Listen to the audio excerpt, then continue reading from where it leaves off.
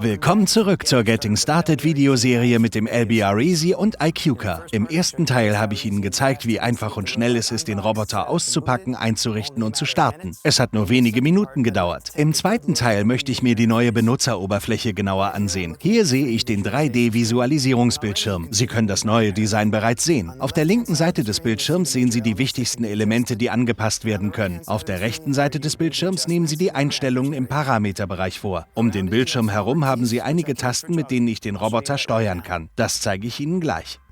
Ich kann ihn vorwärts und rückwärts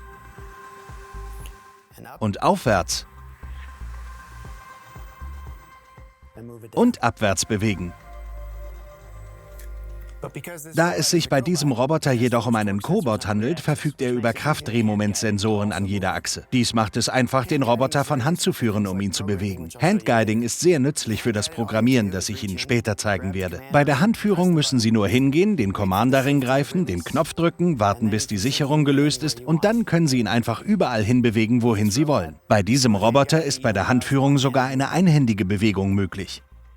Hier auf dem 3D-Visualisierungsbildschirm kann ich mir sehr schnell ein Bild davon machen, wie der Roboter seine Umgebung wahrnimmt. Ich kann ihn verschieben und zoomen, ich kann ihn drehen, ich kann sogar auf einen dieser Punkte klicken, die die Programmpunkte sind, die in dem Programm existieren, das ich Ihnen gleich zeigen werde. Wenn ich darauf klicke, bekomme ich einen guten Überblick über den Bereich, in dem sich der Punkt befindet und über die Koordination dieser 3D-Umgebung. Auf demselben Bildschirm kann ich auch den Einrichtungsbereich sehen. Im Einrichtungsbereich kann ich Dinge wie Inputs und Outputs, die Werkzeuge und sogar die Sicherheit konfigurieren. In diesem Fall schaue ich mir den Greifer an, der das einzige Werkzeug ist, das im Moment mit dem Roboter verbunden ist. Im Greiferbildschirm kann ich verschiedene Parameter des Greifers sehen und sogar verschiedene Einstellungen der Signale nachschlagen. Ich kann sehen, ob ich ihn öffnen oder schließen kann. Und ich kann nachsehen, wie die Signale im Greifer abgebildet werden. Außerdem kann ich mir hier die verschiedenen In- und Outputs ansehen, die dem System zur Verfügung stehen. Hier werden alle verschiedenen In- und Outputs angezeigt. Ich kann mir sogar die Signale ansehen und die verschiedenen Signale den verschiedenen physischen In- und Outputs zuordnen. Dieser Roboter wird mit einer vordefinierten Sicherheitskonfiguration geliefert, also ist das nichts, worüber man sich im ersten Schritt Gedanken machen muss. Aber wenn man es ändern muss, kann man es hier tun. Zu guter Letzt möchte ich Ihnen noch die neue Smart Programming Methode von KUKA vorstellen. Sie basiert auf dem Programmbaum. Hier sehen Sie den Programmbaum mit allen Funktionen, die hier minimiert sind. Jede dieser verschiedenen Zeilen ist eine Funktion. Wenn ich sie öffne, können Sie sehen, was in dieser Funktion enthalten ist. In diesem Fall ist das, was Sie sehen, die Bewegung von der Home-Position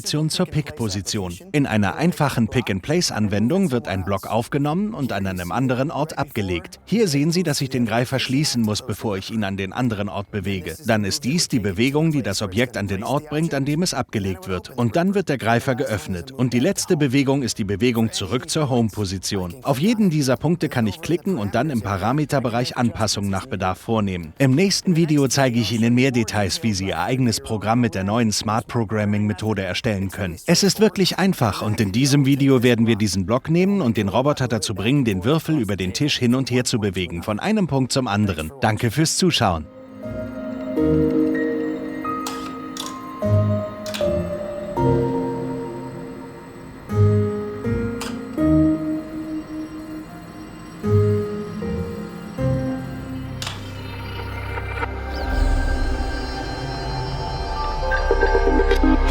Industrial intelligence.